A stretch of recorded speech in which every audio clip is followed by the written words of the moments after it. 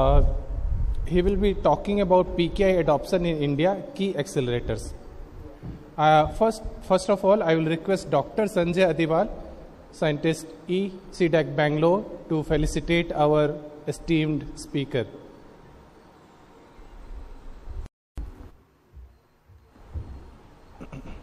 Shri Tanmoy Chakrabarty is a seasoned professional with an illustrious corporate career spanning over 42 years, marked by significant milestones and impactful contributions across various industries. With a keen focus on collaborating with small, medium, and international companies, Tanmoy aims to facilitate effective engagement with Indian and global governments. His primary mission is to leverage specialized technology and services to achieve transformative outcomes that contribute significantly to the development of a modern India. Throughout his career, Shri Tanmoy spearheaded numerous transformative initiatives, particularly in the realm of government projects. Notable among these are the MCA 21 project for the Indian central government, implementation of income tax, customs and excise reforms, the Passport Seva program, and contributions to urban development, rural development, land records, excise, liquor and digital tax initiatives across 4 East African countries.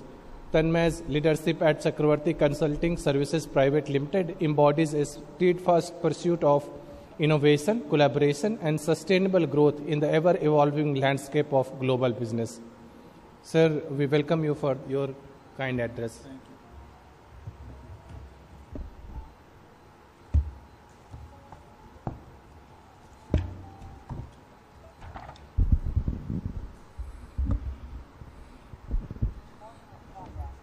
Firstly, I want to thank CDAC Bangalore. This is my second appearance at PKI. I was here 2 years ago, and it's a pleasure for me to be back. It's always a challenge to do the first session after lunch, because many people are still, finishing lunch. We had a fantastic Onam lunch today, organized. Gave us a glimpse of the traditional festivities and the traditional food that is normally served during Onam. I am here to talk about the fact that there is an opportunity that I see in India to rapidly expand and accelerate the adoption of PKI in IT usage. And that is the case that I want to put in front of all of you. We have been discussing this subject with several central and state government and defense and intelligence entities.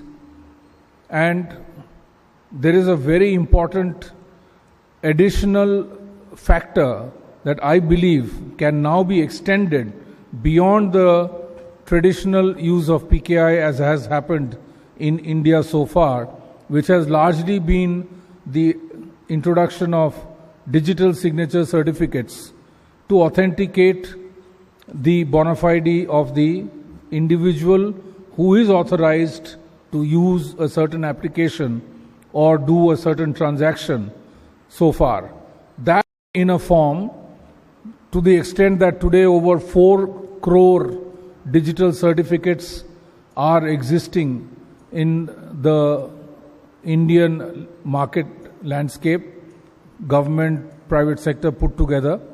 But how can this adoption, we are a country of 1.4 billion, 140 crore people and growing. And digital adoption is happening today at the mobile level with people in tier 2, tier 3, tier 4, tier 5 cities as well. It is no more confined to only the elite. Today, mobile penetration, use of mobile applications, use of mobile for money transfer, instant remittances, etc. have become the order of the day. And an environment has been created and people have adopted to that change and moved from physical transactions to digital transactions in a very, very open way. And that is been always my belief, that we have traditionally been underestimating the maturity and the keenness of the average Indian to adopt IT. What they really required was an opportunity. Today, UPI transaction is being done by vegetable vendors, by street vendors, for different kinds of use case applications, where the IT literacy level is extremely, extremely limited. But because an environment has been created by the advent of such applications on an enterprise basis, people have adopted to the change. And nobody has actually trained anybody. My driver, for example, nobody trained him of how to do a UPI transaction or how to send a WhatsApp image to somebody or do a WhatsApp video call with his family in the village. Because the facility exists, they have been able to adopt to it very, very effectively. So in today's brief time that I have with you, I want to put a case in front of you where I believe that there are certain accelerators that can tremendously and rapidly grow the advent of PKI technologies amongst the masses of the country, and common people can be digitally as well as biometrically authenticated using PKI with the add-on of biometrics as another incremental technology. That's what I want to talk to you about. A very good afternoon again, a welcome. I appreciate each and every one of you who have come into the room after lunch. I know in a conference it's really a challenge to be attending the post-lunch session or to be attentive in the post-lunch session, especially after a very heavy Onam meal, which we all enjoyed in the cafeteria. It's an honor to be here at the CDAC conference for me and to share my thoughts on a subject that has become central to India's digital journey, the public key infrastructure journey of India. Over the last decade, PKI has quietly infused our digital landscape with a fiduciary trust that was once missing.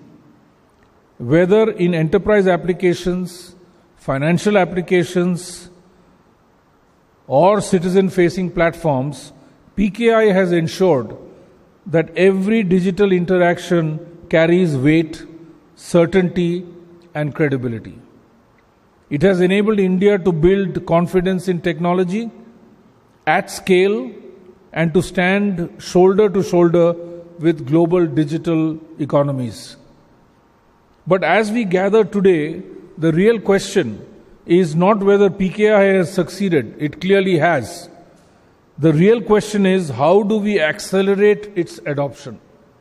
How do we take this trusted backbone and make it even more widespread, seamless, future-ready for the India of tomorrow? In my view, the answer lies in combining the strength of digital cryptography with a certainty of physical identity. In other words, the next leap for PKI will come when we integrate it with biometric authentication. Why do I say this? Because biometric speaks directly to a principle that sits at the heart of our Information Technology Act of the country, which is namely non-repudiation. It's a very important legal aspect of the IT Act that necessarily needs to be fulfilled to be able to ensure the bona fide of that entry or that transaction or that activity in a software application. Once a person has acted, biometrics ensures that no one or they who have done the transaction can ever deny it.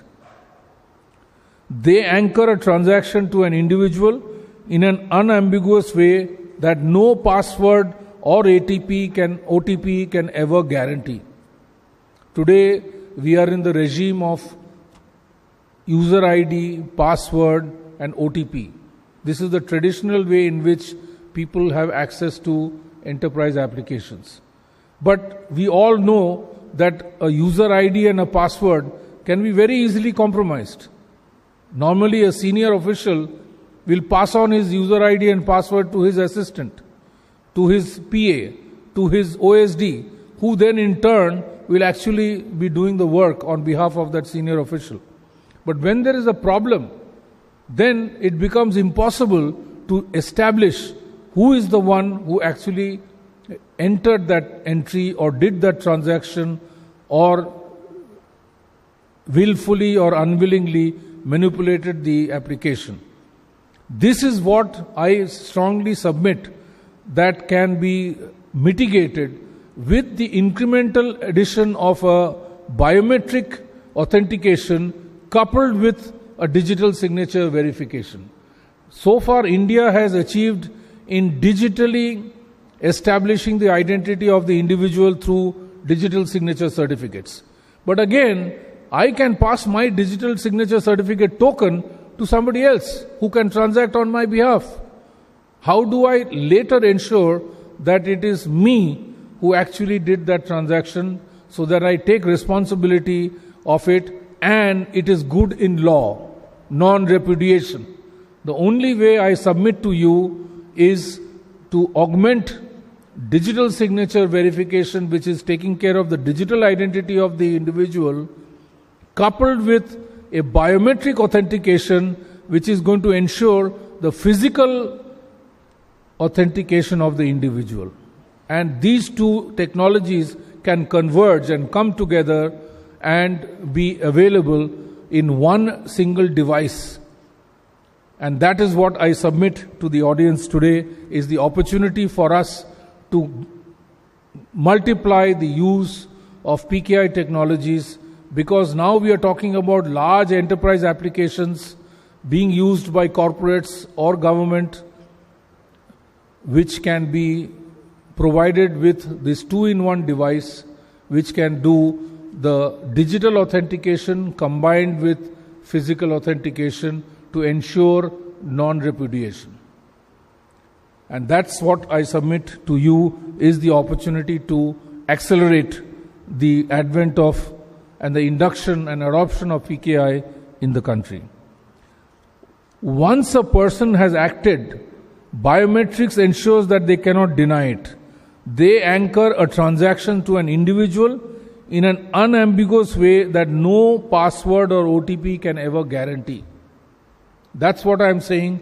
The opportunity in front of India is to actually eliminate the user ID, password, and OTP regime by introducing a biometric authentication, which will also serve as an access to the application. You can do without. So imagine how many passwords we can remember. We have a password for our banking transactions, for the bank account. We have passwords for all other activities. And by the time we mature as IT users, we probably are keeping a library of 20, 30 passwords and user IDs. Is it physically possible? Normally what we do is we try to give a simple password, 1, 2, 3, 4, 5, 6, 7, 8. And that can be easily hacked by anybody. So I am suggesting that by adoption of biometrics coupled with digital signature, you can eliminate the need of a user ID, password and OTP regime altogether from enterprise applications in government as well as in private sector. And that brings me to an important point. For too long, we have relied on the fragile combination of user ID, password and one-time passcodes, which is OTP. All of us here know that these methods are clunky, prone to leaks and highly vulnerable. If PKI is to truly accelerate in India, it must help us decisively move beyond this outdated regime. By combining PKI with biometric authentication in a single device, we can replace complexity with certainty, vulnerability and trust, and friction with simplicity. Today, I have seen some applications where you have to go through user ID, password, bring OTP, then there is a interaction with the server, then there is an interaction with a mobile phone company who will then provide the OTP, and by the time it comes, the application times out and you have to start all over again. It is a highly complex, a highly complicated, and it frustrates the user.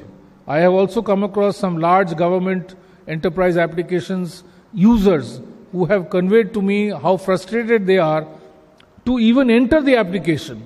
And that's why they get put off and then they say, okay, kal kar lenge, aaj nahi ho raha hai. Today the server is slow or the mobile operator is not able to send me the OTP, we will deal with it tomorrow.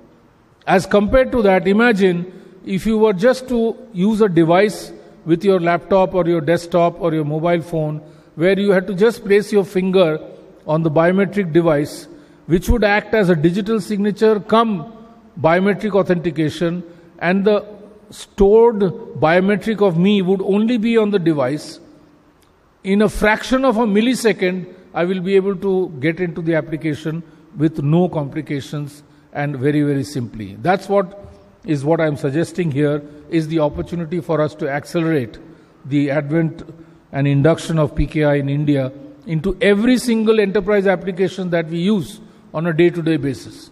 Whether it is to get a rail ticket, whether it is to pay a mobile phone bill, whether it is to access my bank account, or to look at my land records, or to pay an electricity bill, every instance they are asking you to authenticate you as an user, either through user ID, password, or OTP. All those things can be eliminated if this two-in-one technology is adopted. The integration is not just about stronger compliance, it is about unlocking a multiplier effect across the digital economy. Imagine one device that carries both PKI, credentials, and biometric authentication. For the user, it means convenience and confidence. For the enterprise or government, it means tighter compliance, reduced fraud, and seamless audits. For the nation, it means a sovereign, Atmanirbhar solution that advances both security and innovation together. The true beauty of this model is that it is not aspirational, it is already here. The Public Financial Management System application of the government, called PFMS, under the Ministry of Finance, Government of India, which is a platform which is disbursing lakhs and crores of rupees as payments for all the work that government gets done, has already adopted this device, and it is in use by the Ministry of Finance. By deploying a FIDO-compliant device that integrated PKI with biometrics, PFMS has shown us that scale, compliance, and user simplicity can go hand in hand. This is not a pilot or a laboratory experiment. It is a functioning nationwide system that proves the value of the integration is already in practice. The challenge now is to build on this success and accelerate PKI adoption across other critical sectors, and to do so, we must act with clarity and focus. First, we must mainstream biometric PKI integration and make it a default technology standard in India, rather than a one-off exception that we are doing it in one application. This becomes the standard everywhere. Secondly, we must replicate proven models like PFMS across sectors such as healthcare, financial inclusion, and e-governance, where trust is paramount. Third, we must promote Atmanirbhar innovation, ensuring that India develops and manufactures these integrated devices at scale, not just for our domestic needs, but also to showcase this to the global south and indeed globally as a solution that other countries can also adopt the disruption happening and originating from India. Friends, PKI has already given India the trust layer it needs in the digital economy. But the real acceleration will come when we fuse the cryptographic strength of PKI with the certainty of biometrics. This combination has the potential to redefine not just how secure our systems are, but how simple, accessible, and sovereign they can become. If we act now, PKI will not just remain a silent enabler, it will become the defining accelerator of India's digital economy, powering the next wave of innovation, governance, and citizen trust. I want to thank you for your attention. If there's anybody who has any queries, questions, I would be happy to answer them. Otherwise, I want to thank all of you to have come into this session post-lunch. And it is indeed a delight for me to be here and sharing with you the opportunity that I believe can help accelerate the adoption of PKI in our country in all sectors, whether it's government, whether it is enterprise, whether it is financial sector or healthcare sector or land records, name any sector. There is the need for us to not only have trust, but also to ensure non-repudiation. And that, with the combination of PKI with biometrics, is today the solution that I propose to you to this august house. Thank you for your attention. Any question? Okay, no, then I have one question. Yes. Sir, by law, the crypto token alone is sufficient. Maybe you can add biometric in that will add a additional feature, but by law the crypto token is sufficient. But the question was that any center of the head is there, or head of the center is there, or any director is there. He has to sign so many papers. Yes. Now, signature by hand is still easy. Just turn over the page, sign, and done. But digital signature is difficult. He has to enter password, he has to open one by one, close it, sign. And then if there is a signature, first the application verifies the existing signature, then allows to sign. Correct. So that's why I think they give it to their assistant or any other so that they can do this general task. It's not like... So what do you propose that should be done so that they don't have to give to another? Because if somebody else signs, does something wrong, still that person will be liable. Very, very valid question. It's a very practical, operational question. The head of the department gets 100 files in a day. Does he have the bandwidth to do it? Which is why he palms it off to his assistant, to his director, to his joint director, etc., because of paucity of time. But you are missing the core hole that is getting created as a result of this outsourcing, is that tomorrow you cannot establish non-repudiation. Because if there is a problem in somebody having made an entry in the file or approved a expenditure sanction, which then turns out to be not the case, who are you going to hold accountable? Because you have outsourced that work to somebody else, you are not in a position to establish the bona fide of the person who has actually entered the transaction. Non-repudiation, therefore, is an inherent part of the Information Technology Act. And this combination of these two technologies helps you to achieve that. So in other words, what I'm suggesting is we must conform to the regime of order as compared to the choice that we have today, which is chaos. Today, if you take the instance of the Indian Parliament, there was a big issue about the access being given to a member of Parliament being given to XYZ. And then they had the liberty to put any questions. You remember the case, I don't want to name the individual, but it was a big sensational breach of security, digital security in the Parliament. Because the password and user ID was given away to some set of people other than the MP. So we have to bring, by the digital signature regime, by the PKI regime, we have somehow achieved to bring some order to the chaos. What I am suggesting now is that we must be able to ensure that there is no loophole left by having biometric authentication of the individual combined with digital signature verification of the entry, transaction, or file noting. And this must come for large organizations. For example, when I was in TCS, we were 5 lakh employees in TCS. Nobody outsourced their user ID passwords or digital signatures to anybody else, because they knew, they understood the implication of doing that. That discipline must come into enterprises, must come into government.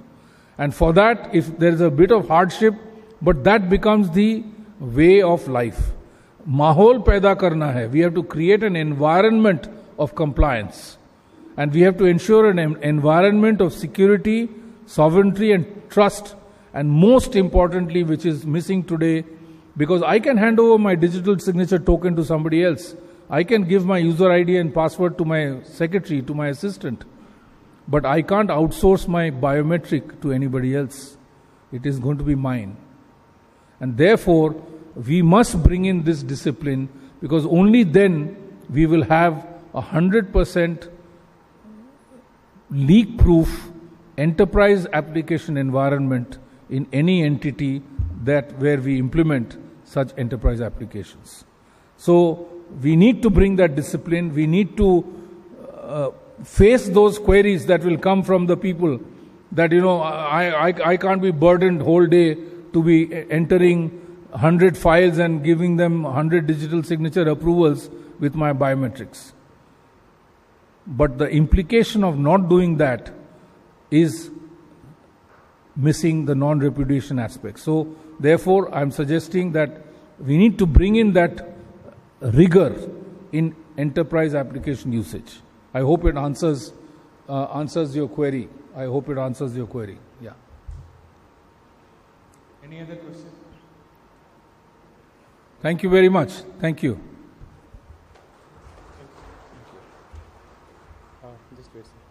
I will request Dr. Anand Mohan to present a memento to our speaker.